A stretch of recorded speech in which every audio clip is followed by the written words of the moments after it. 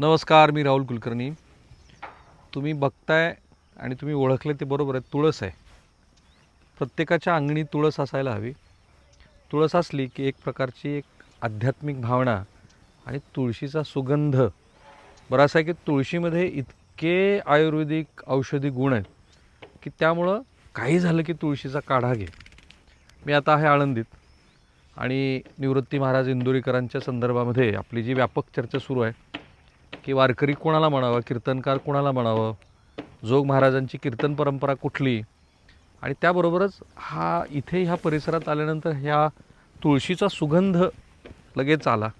आणि विठ्ठल तर काय आपल्याला माहितीच आहे की त्याला तुळस किती प्रिय आहे. तर अशा तुळशीचं गणित कधी आपण नव्हतं समजून घेतलं. म्हणजे 1 एकर 2 एकर 5 एकर 10 एकरवरती तुळस जेव्हा कुणी पेरतं तेव्हा एकतर ज्याला कोणाला असं वाटतं की आपण एक छान पद्धतीची तुळशीची शेती करू शकतो किंवा अगदी उत्सुकतेपोटी तुळशीच्या शेतीचं गणित काय आता बघा बरं. 2-3 प्रकारच्या तुळशीचे प्रकार इथे मला आणि खरोखर तुम्हाला सांगतो मन प्रसन्न करणारं, कारण एकतर नॉस्टॅल्जिया असतो तुळशीबद्दलचा आणि छान अशी मंजुळा. बरं, आपल्याकडे दिवाळीमध्ये तर तुळशीचं लग्न केल्याशिवाय आपल्या दिवाळीची तशरीच होत नाही. राम राम.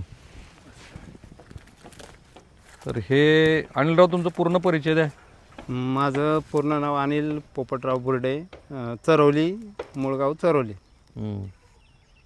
पर हे अनिलराव आता करायला तुम्ही कधीपासून करता तुळशीची वर्ष मी ते जवळजवळ 40 वर्षापासून करतो. तुळशीची शेती? हो. कसं सुचलंय? हा सुचलं कसं?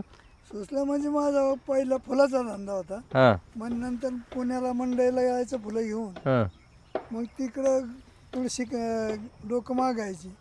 मग म्हणलं आपली आहे तुळस, मग थोडी थोडी थोडी आपली न्यायचं त्या बाईच्या सांगते. गेली 40 वर्ष झालं तुम्ही तुळस करता? हा, 40 वर्ष होऊन गेली. राईट. अनिलराव, मला सांगा, आता हे किती गुंठे क्षेत्र आहे आपलं तुळशीचं? आता हे 15 गुंठे क्षेत्र आहे. हे 15 गुंठे.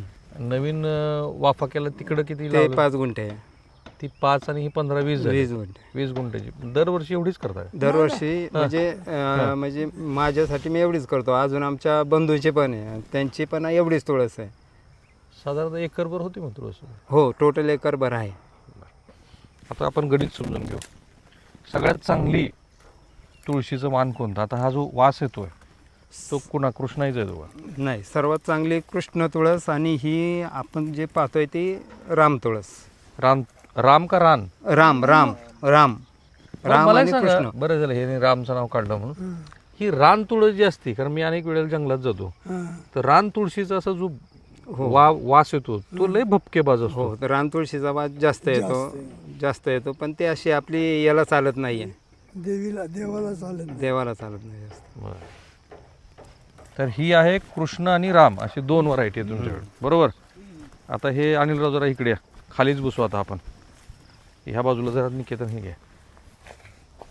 तर साधारणतः एकरामध्ये किती पेरायची का काय नाही, टोकन करायचे? त्याचे काही लागवड करायची आणि काही नुसते बी आपले पांगून द्यायचे, फेकायचे.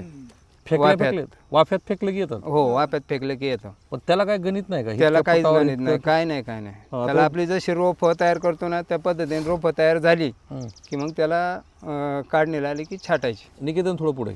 आता ह्या दोन्हीतलं अंतर फारसं हे नाही आहे. हे थोडीशी मर झाली. दाट झाली? नाही, मर झालेली. याच्यापेक्षा ती दाट आहे, जुनी झाली, संपत आले. वर्ष होईल ना आता. आता हा जो माल आहे ना, हा संपत आलेला आहे, आणि पुढे जे स्टेप आहे ती नवीन आहे. ती उगवलेली एकदा पेरल्यानंतर दाखवले ना. थांबा ना, एकदा पेरल्यानंतर बरं साधारणतः पेरणी कधी करायची? पेरणी कधी पण करायची, आपल्याला जेव्हा वाटेल तेव्हा पेरणी करायची. म्हणजे कुठला असा महिना नाही? महिना नाही कुठला, कधी पण तुळशी कधी पण कोणत्या बी ऋतूमध्ये येते. अति पाण्याचा वगैरे काही त्रास? अति पाण्याचा त्रास फक्त उगवणीला होतो, नंतर काहीच काय नाही. किती पाणी पडू दे. किती पाणी पडत म्हणजे आता कुठल्याही महिन्यात तुम्ही पेरू शकता, कुठल्याही महिन्यात टोकन करू शकता. लागवड म्हणजे वाफ्यात फेकू शकतो, बी डायरेक्ट, आणि रोपं तयार करू शकतो. बरं, मी एकदा लावल्यानंतर तोडणीला किती, म्हणजे ह्याची उंची तर किती उंची आहे आता ही? हे म्हणजे सर्वसाधारण कट केली जाते ना, त्याच्यामुळे आम्ही उंची वाढून देत नाही बरं. जास्त. महिन्याला कापावं लागते ना. हां, म्हणजे मंजुळा आली की काय कट करायची? मंजुळा आली की कट करायची. बरं, मग ह्या पहिला तोडा किती महिन्यांनी येतो? पहिला तोडा 2 महिन्यात येतो. पहिल्यांदा पेरल्या 2 2 महिन्यामध्ये. बरं. आता हा तोडा यायला सुरुवात झाली तुमची? नाही, आता एकदा कट झालाय, दुसऱ्यांदा या. हे कट केलेलं आहे हो. तुम्ही? बर. आणि मग वर्षभर किती चालतंय? हे वर्षभर चालतं, सर्वसाधारण 1 वर्ष चालतं. काटणीला आल्यानंतर 10 महिने चालतं. बर. आणि 10 महिने पेरल्यानंतर 1 वर्ष चालतं. 10 महिन्यामध्ये पीक किती वेळ घेऊ शकता तुम्ही? त्याची छाटणी महिन्यातनं वर्षातनं कमीत कमी 12-13 वेळा होते छाटणी. म्हणजे मंजुळा जी आहे ती 12-13 हो, तुम्हाला मिळते? मिळते. बर. एका गुंठ्याचा जर हिशोब केला तर एका गुंठ्यामध्ये एका छाटणीला तुम्हाला किती मंजुळा मिळतात? मंजुळा म्हणजे एका छाटणीला, आता ते आपण पूर्ण क्षेत्राचा विचार नाही ना करू शकत. बर. अंदाजे सांगा काय? सर्वसाधारण एका सऱ्यामध्ये, हं. एका वाफ्यामध्ये 200 गड्डी निघते सर्वसाधारण. 200 गड्डी? हम्म. बर. आणि एका गड्डीला रेट किती मिळतो साधारण मार्केट? आता माझी 10 रुपये मार्केटला चालू आहे आपल्या एका आळंदीमध्ये. गड्डीला? एका गड्डीला. पण मग आता हे एवढंच मार्केट आहे आळंदीचं का पुणे बाजार समिती? पुण्याचं बाजार, पुण्याचं आमची मार्केट. पुण्याला जाते, याची आळंदीला असते. म्हणजे तुमचा एक मुलगा पुण्याला हा, पाठवतो, एक मुलगा पुण्याला पाठवतो. एक मुलगा आळंदीला. बर. आणि मग एका तोडणीतनं आता हे 15 गुंठ्याचा जर हिशोब केला तर एका तोडणीतनं उत्पन्न किती मिळतं सगळा खर्च जाऊन? सगळा खर्च जाऊन 40 ते 45 हजार रुपये मंथली मिळतो. 40 ते 45 हजार रुपये मंथली. आणि अशा 12 तोडण्या होतात 12 तोडण्यावर. बरोबर? 12 2 24 12 23 12 4-5 लाख रुपये मिळतात. हो हो. 15 गुंठ्यातनं 5 ते 6 लाख रुपये 15 गुंठ्यात. 15 गुंठ्यातनं मिळतात. हम्म. आणि खर्च काय काय? खर्च काय त्याला फक्त खुरपणी आणि खाद्य. तर खाद्य पण आम्ही आता सेंद्रिय खतच वापरतो. याचं MI म्हणून कंपनी आहे, हं. MI grow. हे वापरत नाही का DAP वगैरे असं काय? नाही. हां.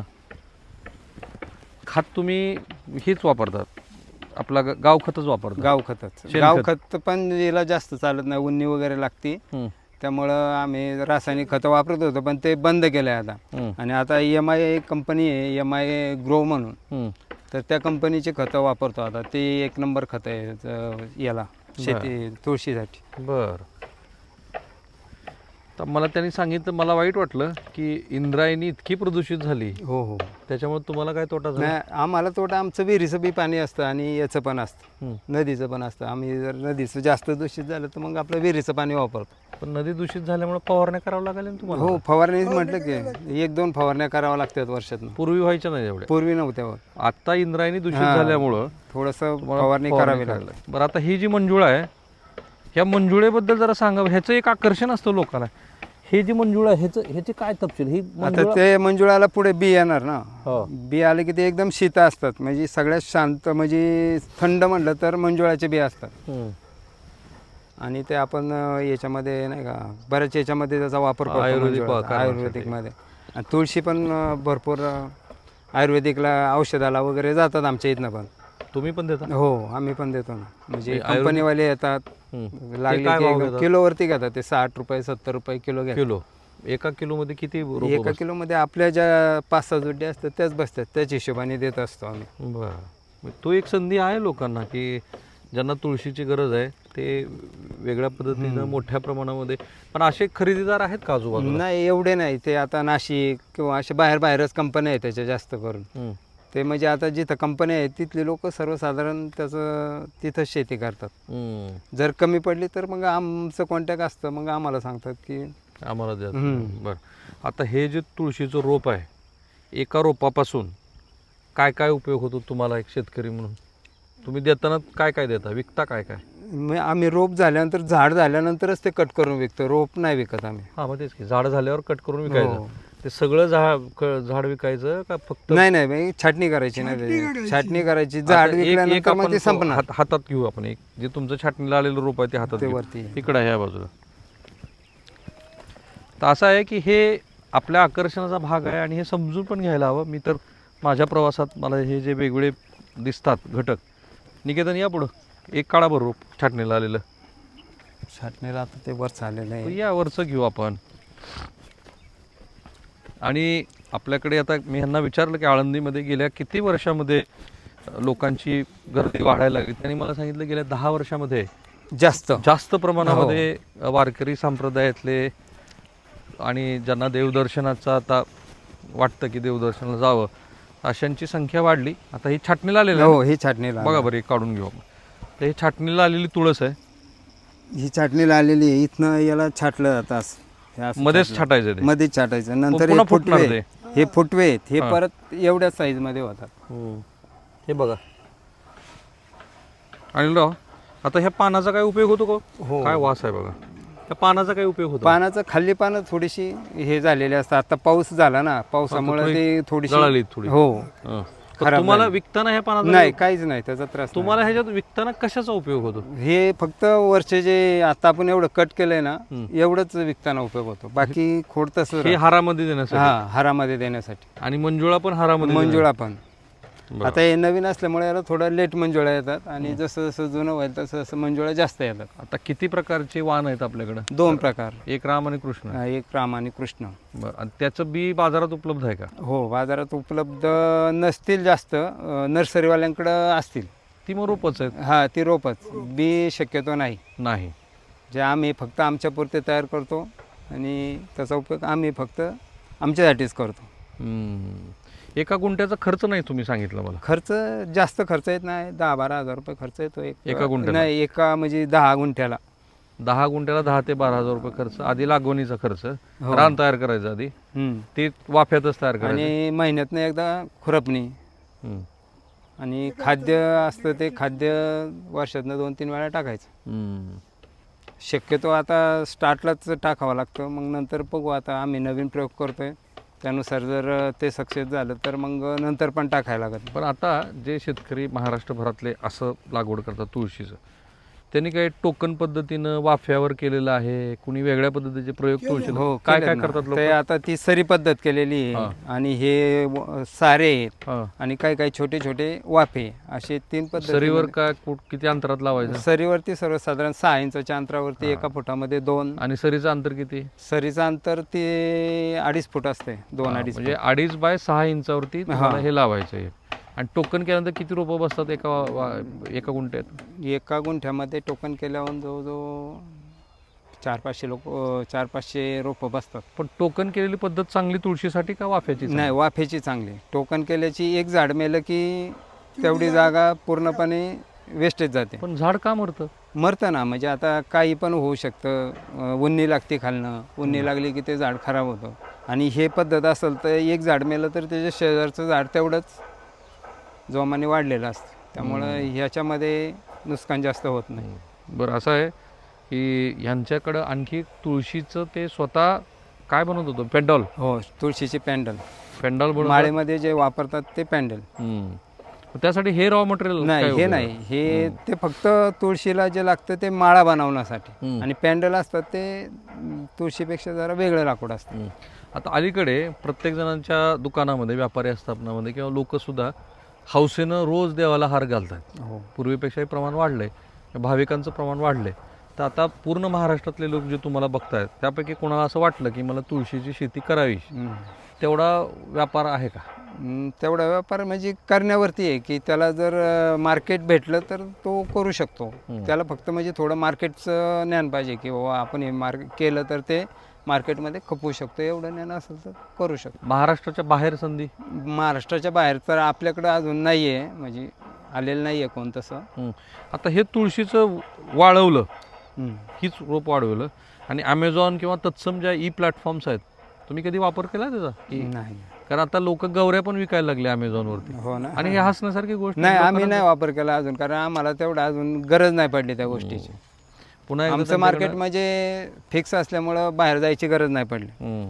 ह्याची वाढ जास्तीत जास्त किती होऊ द्यायची? याची वाढ सर्वसाधारण 3 फुटापर्यंत होते. 3 फुटापर्यंत. आता मी त्यांना अगदी शेवटी पुन्हा ब्रीफ विचारतो आणि मग थांबूया आपण.